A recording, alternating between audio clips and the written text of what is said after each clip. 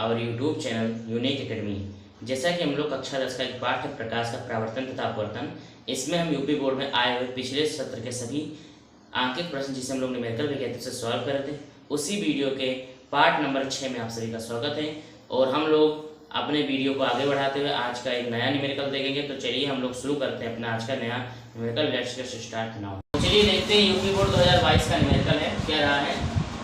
अवतल दर्पण के सामने 10 सेंटीमीटर दूरी पर रखे किसी बिंब यानी वस्तु, यानी हमें बिंब यानी वस्तु की दूरी दी हुई है। तो सबसे पहले ये कर देते हैं, बिंब की दर्पण से दूरी, बिंब की दर्पण से दूरी, बिंब की दर्पण से दूरी यानी स्मॉल यू बराबर, ये हमारा कितना है -10 सेंटीमीटर।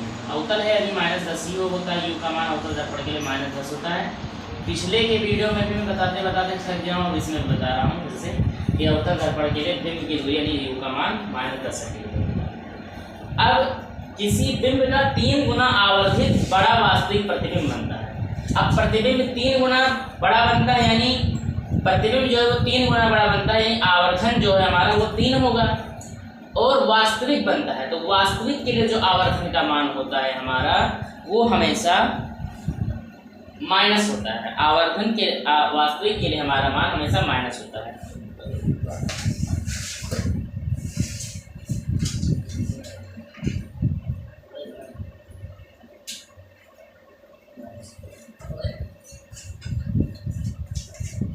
तो चलिए ध्यान देते हैं इस प्रश्न पर। अवतल दर्पण के सामने 10 सेंटीमीटर की दूरी पर रखे किसी बिंब यानी वस्तु, यानी बिंब की दर्पण से दूरी यानी वस्तु स्मॉल यू की दूरी बराबर -10 सेंटीमीटर का 3 गुना आवर्धित बड़ा वास्तविक प्रतिबिंब बनता है। अब 3 गुना बना है यानी m का मान 3 होगा, और वास्तविक बनता है यानी m का मान ऋणात्मक होगा। यानी यहाँ से m का मान जो है आवर्धन हमारा जो है m का मान आवर्धन यानी जो हमारा m का मान है बच्चों ये होगा हमारा -3। अब दर्पण और बनता है प्रतिबिंब दर्पण से कितनी दूरी। अब हमें प्रतिबिंब की दूरी का फार्मूला लगाना है। अब आवर्धन ये किस सूत्र में प्रतिबिंब की दूरी शामिल करती है? तो आपको पता है, मैंने आपको पढ़ाया भी था कि आवर्धन बराबर होता है, आवर्धन बराबर होता है, आवर्धन यानी m बराबर होता है इमेज अपॉन ऑब्जेक्ट, यानी प्रतिबिंब और वस्तु का अनुपात। किस चीज का? पहला हम लोग हाइट का अनुपात ले सकते हैं, तो प्रतिबिंब की हाइट h' और ऑब्जेक्ट की हाइट यानी वस्तु की हाइट h। और दूसरा हम लोग दूरी का अनुपात ले सकते हैं, दर्पण से प्रतिबिंब की दर्पण से प्रतिबिंब की दूरी b और दर्पण से वस्तु की दूरी u, और इसके आगे लगाते हैं माइनस। ये आवर्धन के लिए हम लोग ये इतना फार्मूला यूज कर सकते हैं। अब हमें ये ध्यान रखना है कि हमें निकालना है, तो हमें निकालना है केवल प्रतिबिंब की दूरी, यानी हमें निकालना है b का मान। यानी अगर b का मान निकालना है और हमें आवर्धन पता है, यानी अगर हम m और b अपॉन u केवल यही इतना फार्मूला यूज कर लें, ये वाला और ये वाला, तो हमारा काम बन जाए। तो हम लोग यही इतना यूज करेंगे।